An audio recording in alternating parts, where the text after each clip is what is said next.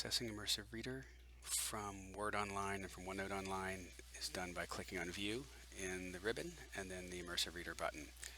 So we're specifically going to look at the Grammar Options tab. There's Text Preferences, Grammar Options, and Reading Preferences. So Grammar Options is the middle one. First option is to turn on syllables. Now, it may not break syllables into the way that you like. If you're a reading teacher or elementary language arts teacher, I would typically have broken this up.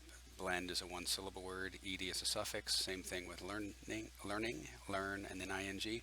So this is not broken up the way a reading teacher would break it up, but it's actually broken up the way we say the words. So if you say blended out loud, blended is where we naturally break it up, and the same is true for learning. So that was the route that Microsoft chose to follow for syllables. Parts of speech can all be turned on for color coding. Anything that you turn on color coding for, you can also show labels for those who are colorblind. Like for me, I can't tell much difference here, but I can certainly tell an N from a V. Without having those colors turned on, there are no labels, so the labels are dependent on color. If you want to change the colors, you can go in here and select a different one. It's the same 12 colors available for each of the 4 parts of speech.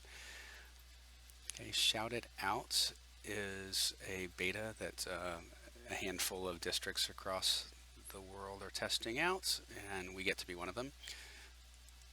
So with Sound It Out, they have chosen one icon to match each vowel sound. So they have about 18 different vowel sounds, and we are giving them feedback about that.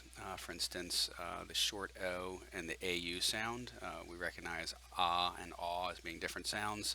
The people who created this do not recognize them as different sounds from the part of the country that they're in, so they have one icon for that, so we've asked them to split that into 2. So that's just one of the pieces of feedback that we've gotten. So this works as long as you keep this in English. All of these parts work as long as you keep them in English. When you switch to another language, which is under the next tab, then some of these features do not function. And that is the Grammar Options tab.